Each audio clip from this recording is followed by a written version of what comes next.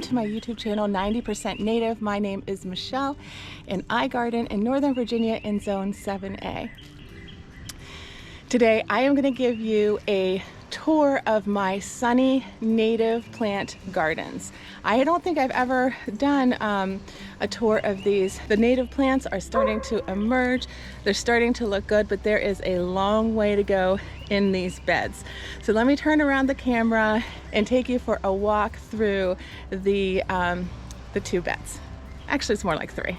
So in this bed right here, next to my water faucet, I have golden alexanders and coral honeysuckle climbing up on bamboo stakes. If you've watched my channel for a minute or less, you know that golden alexanders are one of my favorite native plants. They look like a front yard plant if you give them enough sun. They are like the first things to bloom. They bloom forever. You know, they're the host plant for the black swallowtail butterfly. And a host plant is a plant where butterflies will lay their eggs, and when those caterpillars hatch, they will eat the leaves of that plant. That's what you want to see. That's good. A lot of people try and remove all the insects from their yard. You don't want that. You can see here the golden alexanders, they spread or self-seed like crazy. They're easy to pull up if you want to, but I just move them to other parts of the yard. Sorry if you can hear the lawnmowers in the background. There's really nothing I can do about it where I live. But anyway, so over here, this is what I call the corner garden, obviously, because there's a corner. And in this garden, on this side, I have, right where there's like a blank area, I've been trying different native perennials. So I have some fire pink, some showy goldenrod, Virginia spiderwort, blue mist flower, all sorts of things here. It's not finalized yet, and it might be just an area where I try different plants. But you can see that the golden alexanders self-seed everywhere, which is great for me because I just move it. And then I have a lot of just native violets in this bed, which I don't discourage. And then in this section, I have wild blue indigo. I don't see any sprouts just yet.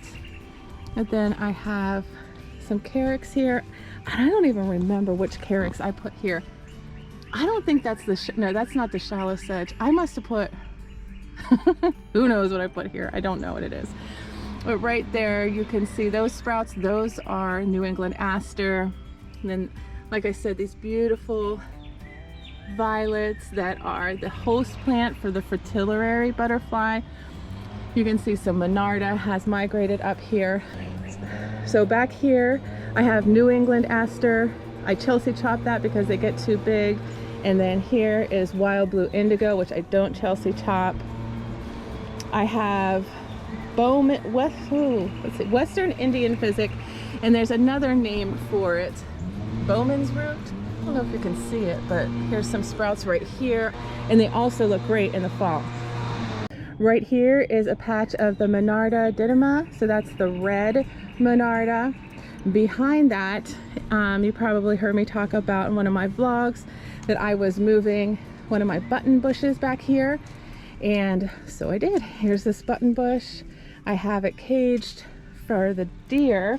I'm not sure if they'll even get back here. They seem to stay out of this bed so far, except for maybe some little munching in the front. Back behind that, I have Joe Pye weed, wing stem, and bottle brush grass. I'm going to probably move the Joe Pye weed and the wing stem to the hedgerow because it's kind of a pain to stake back there. So I might be adding a couple more native bushes up front. I have the button bush there. I have a Hypericum prolificum over there. So kind of intermixing some of these bushes with, or these native perennials with some bushes to have more of a long-term look. So here is a huge patch of golden alexanders. I think that started as like 3 plants, I don't know, but just a superior plant even for the front yard. And then In here are some blazing stars and some nodding onion. And then I also have this dwarf cinquefoil, which spreads like crazy. There are violets back there. The Joe Pye weed comes up quite a bit later than some of these others. Okay, coming around here, a lot of these beds are aligned with Carex blanda, and that Carex blanda doesn't seem to be doing so well this year, and I'm wondering why. Maybe it's just short-lived, but anyway, I don't know if it necessarily needs the lining anymore, since some of these perennials are starting to take a hold and, you know, owning their space. So anyway, that's some of the Carex blanda. And then I have some wildlife habitat areas here where I pile tiny little logs into there, or sticks and branches and stuff. I just kind of throw in there and let it develop. And then this is supposed to be a little watering hole for the butterflies, and I put up like a bunch of different media, I guess you would say. So I have pebbles and sand and chicken grit to see, you know, when it's filled with water, if like the butterflies prefer one over the other. And here's some cute, adorable little animals, woodland animals that my father welded for me. There's just a completely adorable turtle right back there. So coming up front here, into the side of the golden Alexanders are Hypericum punctatum. This is the spotty St. John's wort. I actually love these because they're also one of those plants that green up earlier. They have winter interest. You don't really have to stake them. They're just an all-around really good plant to have a section of in your garden. Moving further down, I have nodding onion. Plant the nodding onion everywhere in hopes that it will keep the deer away. And then back behind the golden Alexanders, I have in this area, it's all short-tooth mountain mint and turtlehead. Next to the nodding onion, I have blue flag iris, the native, and then rattlesnake master. And then in front of that, I have marsh marigold and some phlox.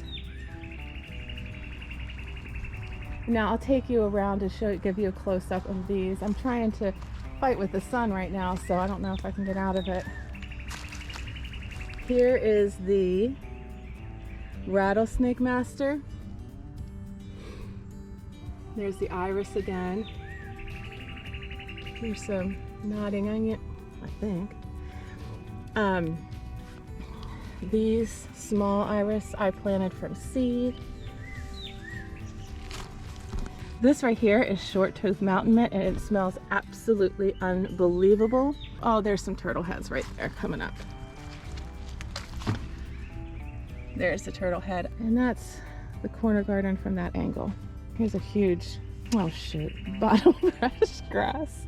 And then I have another bed in front of the fireplace right here. So instead of trying to pop back and forth, let me just show you. You can't see anything over there yet, but there's swamp rose mallow that I planted from seed, and there's blue verbena, and then there is, I think there's something else, I can't remember. These three bushes are the native Virginia rose, and then I have 3 non-native azaleas that I cut back from about like 12 to 18 inches from the ground because they were huge, and I really didn't want this bed featuring, I mean, they were absolutely beautiful because they're like shocking red, but I really wanted natives in here. I have this shallow sedge or Carex lurida or lurida, whichever way you pronounce it. I have 5 of those.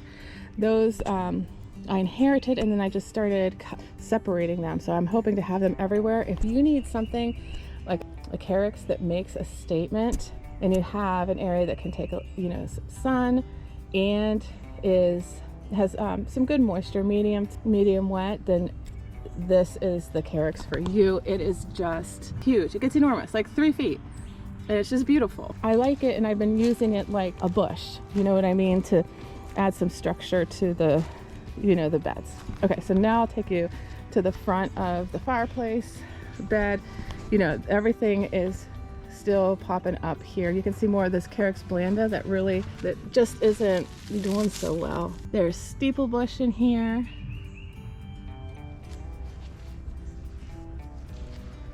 And then I have 3 Hypericum prolificums, and I have dwarf winterberries. I have 3 dwarf winterberries, or 4 actually. There's one over there that's a male. These are female. And then some bottle gentian popping up.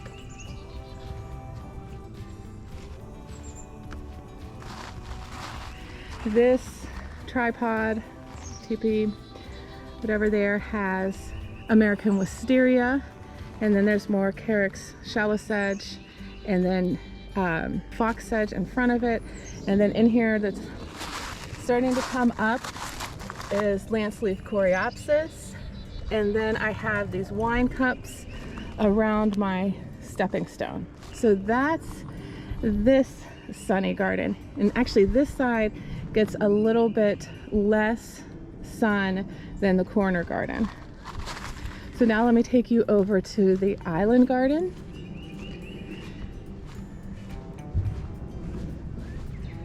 Here I have a big old pot that has coral honeysuckle on it. There's a bird bath back there. And then down here I have more of that Hypericum punctatum, or the spotted St. John's wort that I was telling you about. To the left of that patch is mountain mint. And I think this is the slender mountain mint, if I'm not mistaken. But I could very well be mistaken, because the ones with the thin leaves are kind of hard to tell apart. This is our native strawberry, Virginia strawberry. And then coming down, here's some more of that Western Indian physic, or Bowman's root, right there. A self-seeded golden Alexander. This right here is, I think this is a blue wait, this is mint. Yeah, that's more of the mountain mint. And I think this is a Virginia mountain mint, not the slender mountain mint, but don't quote me on that. And then I just saw it. Oh, here are some, I don't know if you can even see it in there. Who knows? Maybe you can't, I can't. But there are shoots of blue wild indigo. So it looks like this bed is a little further along. Those are shoots of butterfly weed. No, they're not. Those are northern sea oats. I've been trying to get them out of this bed because they're too aggressive for this bed. So I'll have to get in there. There's some beautiful common blue violets. There is butterfly weed there. And then here where you see those 2, I don't know if you can see the stakes, they're kind of rusty, but that's where I have Culver's root. In this patch here, I have nodding onion. There's a shrubby St. John's wort, of course. I started planting some different things in here last year, so over there will be obedient plant. And then I have meadow beauty in here, rose pink, and liatris. I had put some seed of liatris in here a couple years ago. Now it's coming up. That's New England aster and bottle brush grass. Right here's the Culver's root. Coming down through here is blue vervain. I have some marsh marigolds in here, but it might be a little too many leaves for it to come up. We'll see. Up around there, I have some late figwort. I did a little, I think it was like a reel or something, and it was just covered with tiny, tiny little pollinators. It was just so pretty. So you come down here, you have the late figwort, New England aster, there's swamp milkweed over here, there's more rattlesnake master over here. This here, for some reason, this is where the deer come and eat some stuff. I have golden Alexander bottle gentians. I put in a bunch of nodding onion in between the, like within the bottle gentians, to see if that'll keep the deer off. So we'll see. I'm just always experimenting. So see, here's the nodding onion and here's the bottle gentian. I don't get, well, I'm getting more and more bottle gentian blooms because I'm planting more of them, and so more of them are making it past the deer, but I don't get as many as I would like. And then this area is really pretty because it is all phlox and then nodding onion, and the deer pretty much stay off of it. This is a wineberry. This is not a native bramble. It's non-native, it's kind of invasive, and so I take it out when I see it. So I'll be getting that out, and supposedly the berries on wineberries are just unbelievably delicious. But again, it's not native. So again, this whole area is swamp milkweed and oh, and sneezeweed in there. And there are some boneset plants in there. Okay, here's another batch of irises. What do you think? Do I need to separate those after the season? I should look that up. Okay, and then in here is more of the bottle gentian, which I've mixed in this nodding onion. No, these nodding onions are just now getting bigger. So maybe there'll be more of a detractant. Is that even a word? Don't know. But maybe since they're getting bigger, they'll be a little more effective. We shall see. And so I have some showy goldenrod in here, and rattlesnake master, and bottlebrush grass, and native strawberry. And then if we come around here, this is where we started with the slender mountain mint, and behind the slender mountain mint here will be a big drift of blazing star, Liatris spicata. Pretty much it for the island garden. It's early spring. This will be all green and beautiful shortly. And this bed, the island bed, the fireplace bed, and the corner garden, those are my sunniest places in the yard. Everywhere else is pretty much shade. I'll show you. So if you've been on any of my woodland garden tours, I have my path that goes through the woodland there. And you go straight back, that's the bird garden.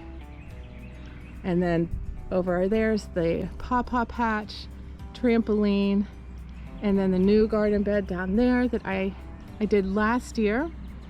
And then back up here to the cutting garden. Okay guys, I have no idea what my hair looks like. It's suffered on the garden tour, so I can't really see what I look like right now.